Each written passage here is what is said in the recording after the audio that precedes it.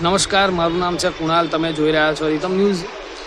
જીએસઆરટીસીની અંદર ક્લાર્કની ભરતી 12 પાસ ઉપર થતી હતી. હવે તેમાં એકવાર સુધારો કરવામાં આવ્યો છે. જીએસઆરટીસી જે 12 પાસ ઉપર ભરતી થતી હતી તે હવે ગ્રેજ્યુએશન ઉપર ભરતી થવાની છે, જેને લઈ યુવાનો હવે ક્યાંક ને ક્યાંક સમસ્યામાં મુકાયા છે. જે યુવાનો 12 પાસ ઉપર ભરતીની તૈયારી કરી રહ્યા હતા તેઓને હવે સમસ્યાનો સામનો કરવો પડશે. તો આપણે કેટલાક લોકો સાથે વાતચીત કરીશું, જાણવાનો પ્રયત્ન કરીશું કે તેઓ આના વિશે શું કહેવા માગે છે. જીએસઆરટીસીની અંદર જે પહેલાં 12 પાસે ભરતી થતી હતી, હવે સ્નાતક કક્ષાએ ભરતી થશે. ક્યાંક ને ક્યાંક જે વિદ્યાર્થીઓ 12 પાસ ઉપર જીએસઆરટીસીની અંદર પ્રવેશ મેળવવા માટે ઈચ્છતા હતા એ લોકો હવે ગ્રેજ્યુએશન પૂરું કરવું પડશે. શું કહેવા માંગો છો? પહેલાં તો સરકાર જેટલી જગ્યાઓ બહાર પાડે છે અને એ જગ્યાઓ ભરાય છે કે નહીં એ એક સવાલ છે ગુજરાત રાજ્ય અને દેશવ્યાપી. કેમ કે ગુજરાતનું કલ્ચર રહ્યું એ આખા દેશમાં બની રહ્યું છે કે જે સરકાર દ્વારા જે જાહેરાતો બહાર પાડવામાં આવે છે એ જાહેરાતો એની જે જગ્યાઓ હોય છે એ ભરાણી છે એવા કોઈ જ ડાટા અમારી પાસે પ્રજા સમક્ષ મૂકવામાં આવતી નથી. સવાલ જે છે કે જે 12 પાસથી હવે ગ્રેજ્યુએશન થયેલા વિદ્યાર્થીને જ ક્લાર્કની ભરતીમાં ભરતી આપવામાં આવશે. સવાલ એ છે કે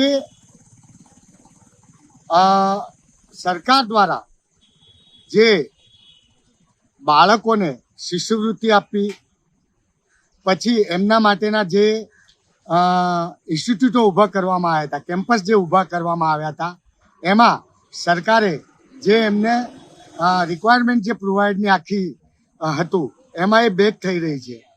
આદિવાસીઓ માટેનું જે હમણાં જ 2-4 દિવસ પહેલાં આવેલું છે એમાં એ લોકોને જે સગવડો આપવાની હતી એ બેક કરી લીધી છે. પછી જે બાળકો પ્રાઇમરી એજ્યુકેશનમાં છે ને એ લોકોના મધ્યમ વર્ગના ને બાળકોનું એ લોકોની પણ જે સગવડો અને એ આપવાનું હતું એ પાછું ખેંચી લીધું છે. તો બાળકો ભણશે જ કઈ રીતે? ભણાવવાના જ નથી ને. આ રાજ્ય ભણાવવા માંગતું જ નથી.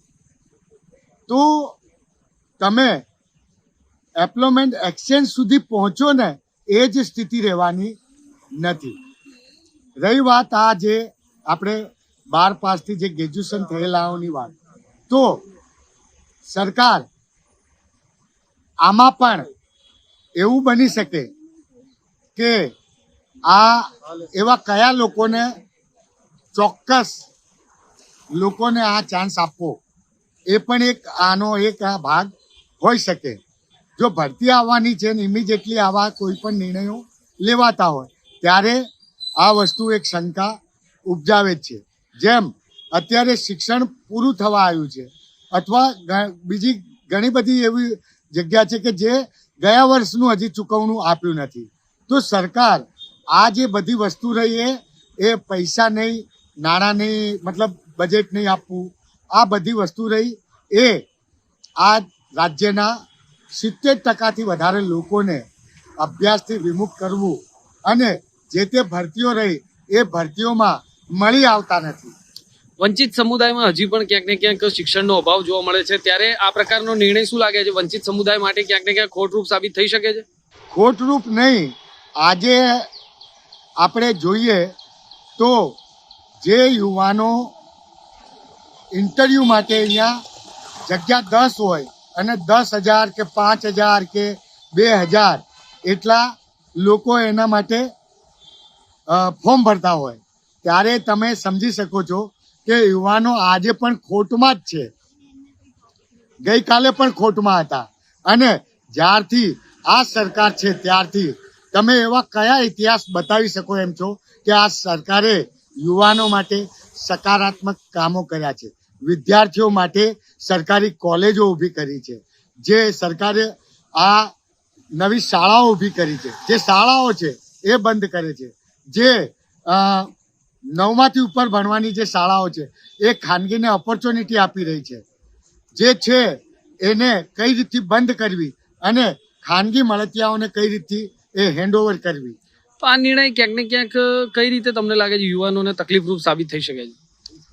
કંઈક ને ક્યાંક નહીં 100% નહીં 1000% આજના યુવા ધનને આ બિલકુલ ખાલી હું આ જે એસટી ટ્રાન્સપોર્ટની અંદર જે ભરતી છે ક્લાર્કની, હું એની વાત સાથે આવા ગમે તે ભરતીની અંદર તમે માંગો, આરટીઆઈ માંગો એટલે તમને ખ્યાલ આવશે કે કેટલી ભરતી કરી.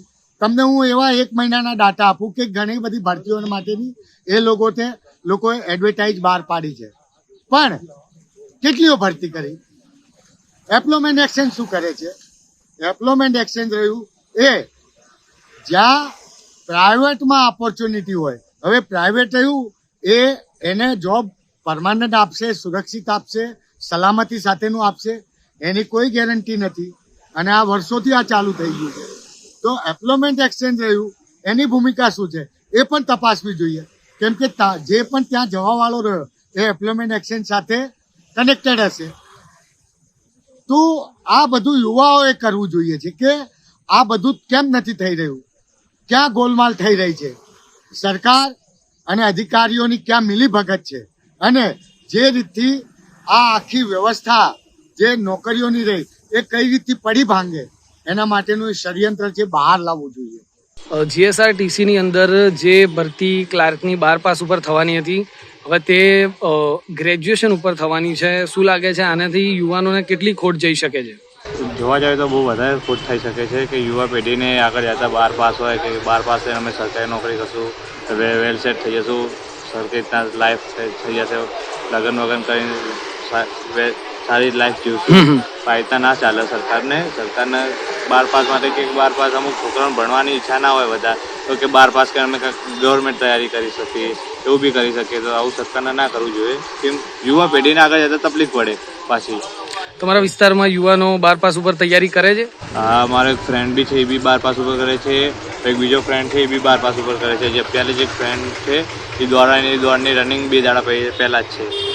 તો આ જીએસઆરટીસીમાં હવે ક્લાર્કની ભરતી 12 પાસ ઉપરથી હટાવી લેવામાં આવી છે, તો શું લાગે છે યુવાનોએ હવે સરકારી ભરતીમાં પ્રવેશ મેળવવા માટે વધુ ભણવું પડશે?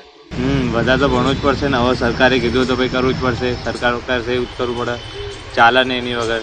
તો સરકારે આ કાયદો ખરાબ જ કાઢ્યો છે, તો ના ચાલે યુવા પેઢી માટે.